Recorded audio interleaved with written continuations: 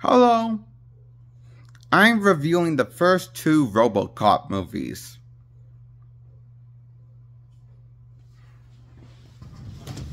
In this video, I'm reviewing Robocop and Robocop 2.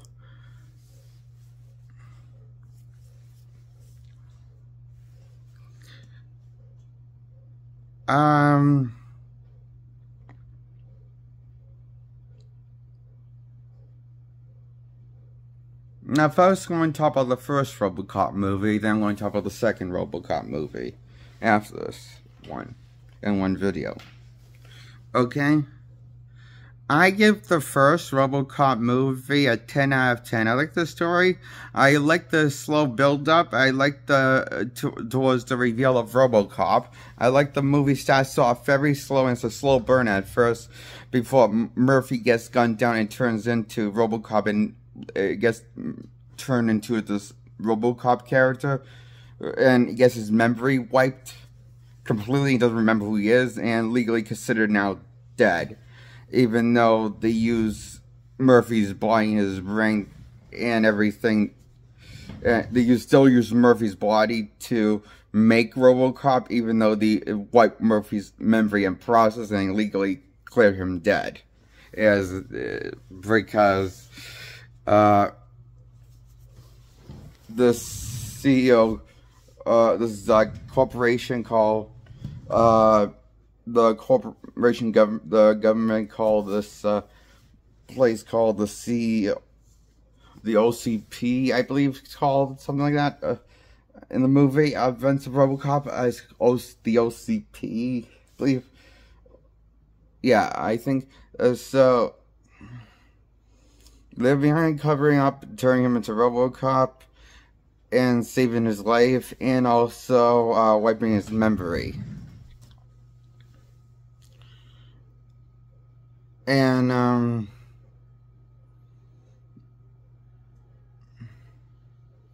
this happens after he brutally gets gunned down very gruesomely and in cold blood, and just barely hanging on for his life, and hanging on for his life, and yeah, they do save him, but they turn him into a Robocop, which is Pot Machine, now Pot Man he is. So,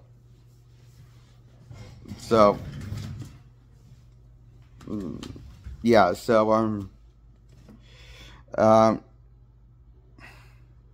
the first half of the movie is very, slow burn. It's very slow. Because the first half of the movie is character development. And you're getting to know who Murphy is before he's turned into Robocop. And you find out he's basically, a really solid dude that's working at a corrupt society. It was some corrupt cop that controlled by this brand called the OCP, and they're a corrupt company who's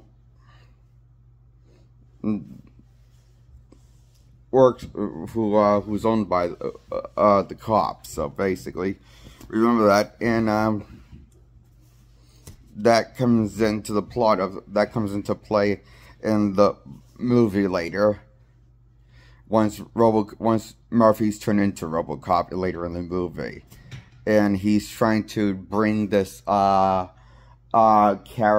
in for spoiler alert, this character in that works for this company, that's also tied to the knots of his own murder, of Murphy's murder.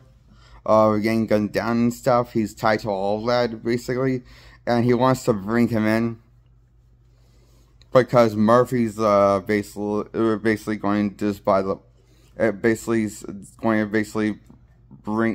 wants to bring him in and to the...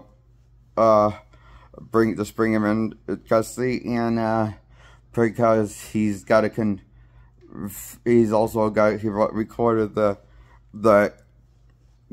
guy that confessed and ratted him out, and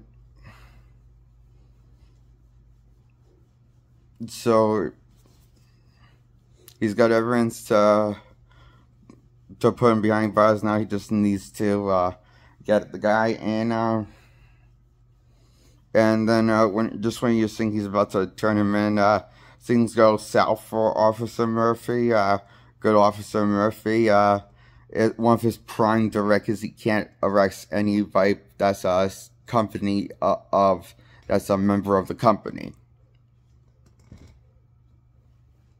So he didn't know that until it came up as a hidden prime directive.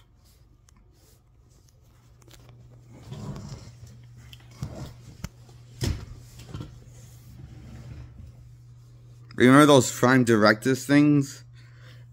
Those get erased in Robocop 2. When Robocop electrocutes himself with a big, on purpose, electrocutes himself to restart his reset his mind because he put too much programming in his shit of his memory banks all stored up as nonsense in the event of Robocop 2, so he has too many now prime directives can't function on what's the right thing anymore.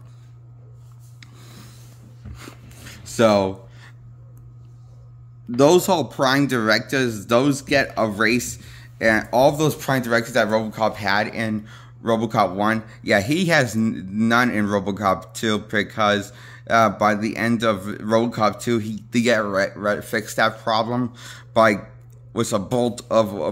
erasing all of his because it says for a split second his memory's not picking up any prime directives, not even the originals, so he has no prime directives now, which means he's ready to go get the villain King in Robocop 2.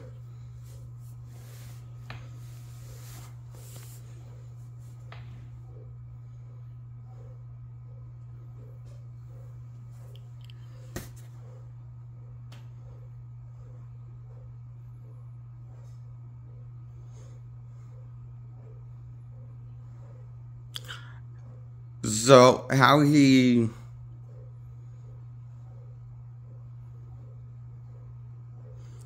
the reason why I'm telling this, because I want to tell you this because nobody seems to ever talk about this when talking the first two Robocop movies about the little details about this, about the prime directives and how they got because of Murphy reset his memory chip in his brain and basically reset his mind in Robocop and got rid of all the prime directives in his mind that they put in Robocop 2, added prime directives.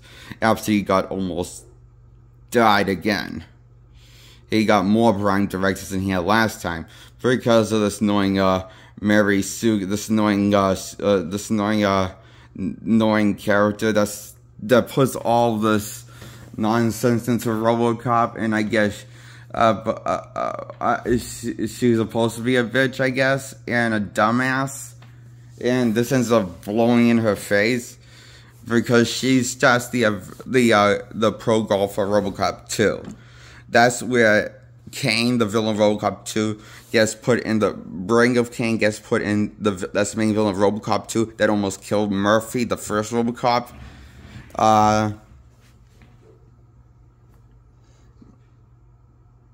That became Robocop.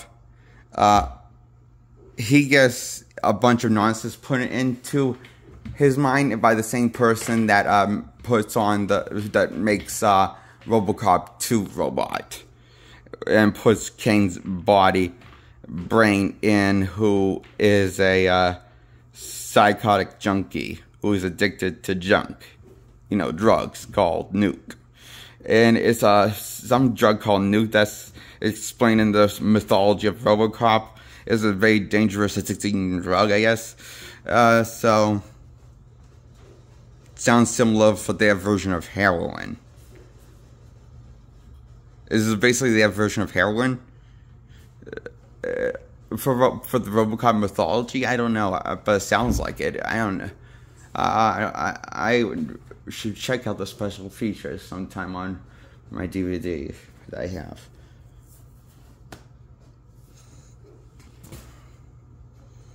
Anyway, so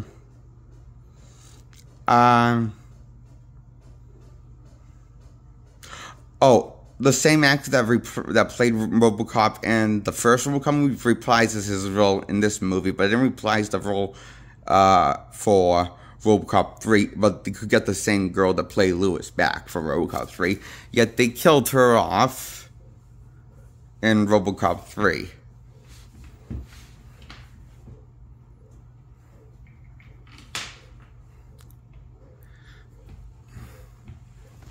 Felt like forced drama when they killed her off. Even though it was sad and all, it felt like a very, like a, you know, kind of felt like it felt like one of the later seasons of Arrow at times once they killed off Lewis. Like season Arrow of, like the CW show Arrow of season 4. And beyond that. The later seasons of Arrow. When it started to suck.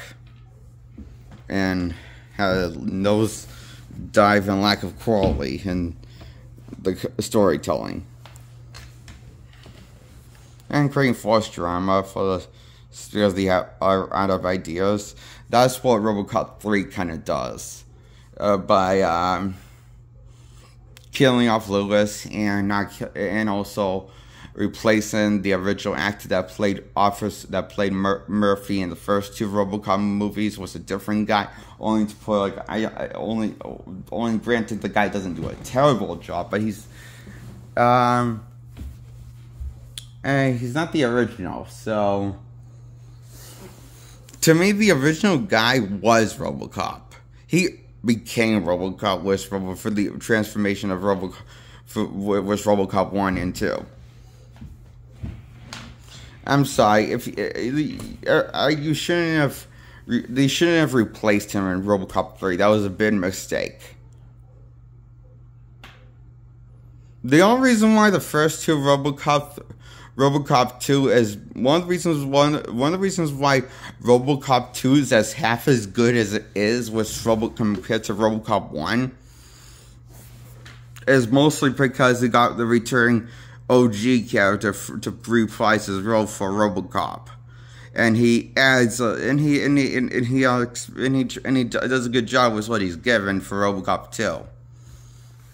And honestly, I liked what they did with Robocop 2 for the Robocop character, how to continue the story.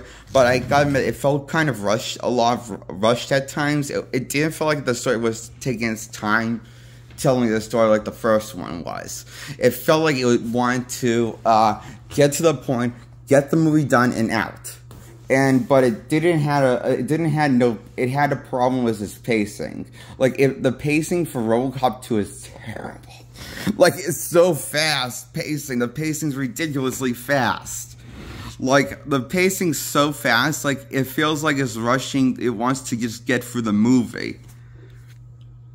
Like there's very few moments where when the movie slows it down a bit, and let the movie breathe a bit, and let these characters breathe, and let Robocop just be Robocop for the moment and interact with a few characters or something. I don't know, but there's like very few. The movies doesn't take us. The movie has this. The pacing was the first one. What I liked about the first one, the pacing was very slow. It always builds on itself. With this, but even though there was like tons of actions and gore, the pacing was still slow. The story, because it was trying to tell a story, and I felt like okay, this one, Robocop 2, I'm talking about now in this video. Robocop 2 felt like it was more concerned to tie up the loose ends and finish those loose ends and cut off those loose ends within the events of Robocop 1.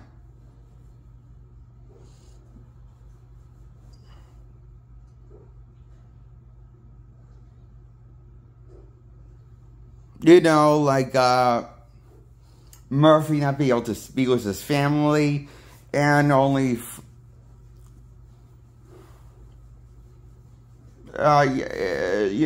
like Murphy not being with his family and stuff.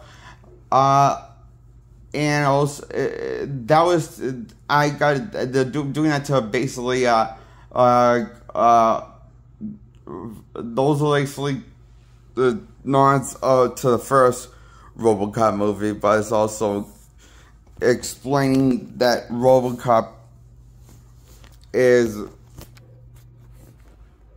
kind of a product of the CEO and owned by this company, this evil corporate company, even though he likes it or not. So it's not like he can ever show her like effort, and so this movie Robocop 2 is showing a good job showing of how Murphy feels realizing that he's more machine now than man, physically, basically, pretty much, because like there's not a whole lot of him left. That's flesh left. So I guess, but then then we see that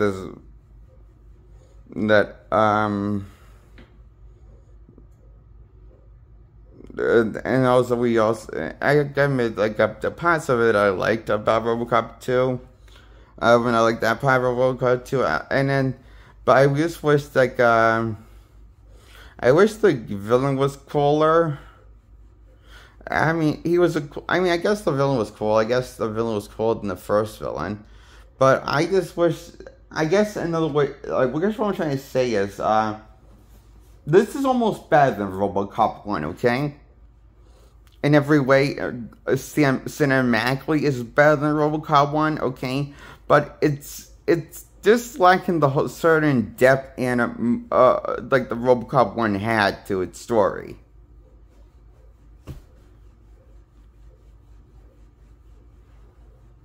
It's kind of lacking the depth that Robocop 1 had to a story about, when you get inside Murphy's head, or learn more about the character, I mean, I thought the story that the movie told in Robocop 1 was a more compelling story than what they told in Robocop 2.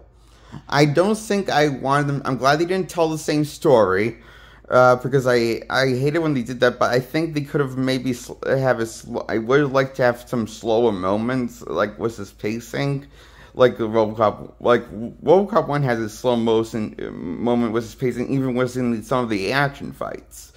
Like, you remember that, remember in Robocop 1, when he, one of his first, nights on as Robocop before he gets his part of his memories back, and remember who he is, and one of the actions is like he punches through a wall and takes the guy out in Robocop 1, and dismantles that's armed and it has hostages. So that was a pretty cool action. The action had slow moments to it.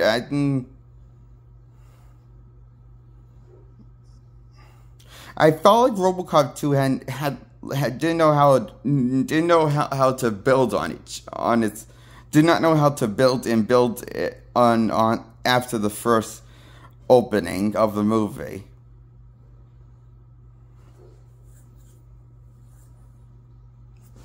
Like, if I felt like, from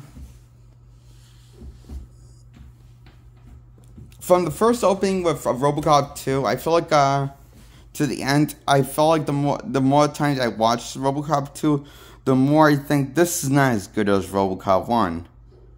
It's just not. It's not bad as other sequels. This is not one of the greatest sequels I would have liked to see from the Robocop brand. It's not one of the best sequels I've seen. Be honest with you, I'm kind of mixed about the movie Robocop 2. But I still like it a lot.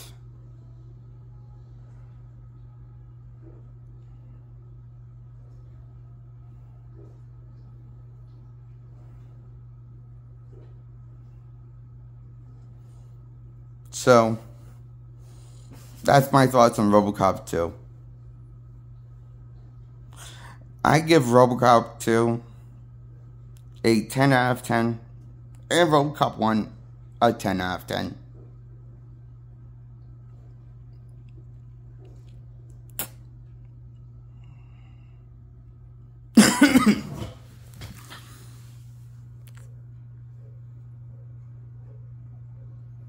that's my review on the first two Robocop movies. Why I give them both 10 out of 10s. Robocop 1 and 2. I have the problems with both, but more with Robocop 2. I have more of a bone to pick with Robocop 2, but I still like that movie a lot, you know? I thought it was weird how Robocop's armor was more blue this time than silver. When it was in the light, it shined in the light, or in the darkness, it shined with all the dim lighting. I noticed how his armor was more of a blue coated color than silver color, like in Robocop 1.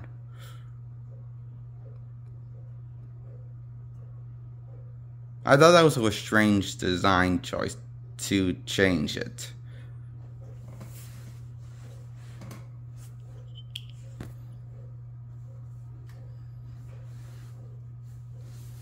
Without any rhyme or reason. I mean, I noticed it. I thought it was strange. The design choice. Still, I thought it was a cool look. The blue tinted look.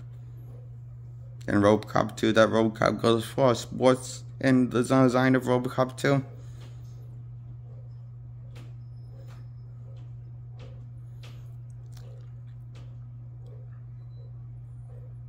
So, I enjoyed Robocop 2 and Robocop 1. And I enjoyed Robocop the Director's Cut of Robocop 1. And no, there's not a Director's Cut of Robocop 2 that I've seen yet, so.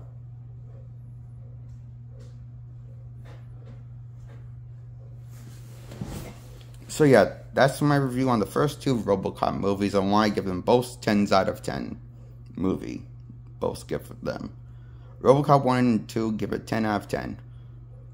And that's my review. I hope you like this video. Hit the thumbs up to like this video. Hit the subscribe button, please. And hit thumbs up on my old videos when you like them. If you check them and you like my old videos, remember to like them.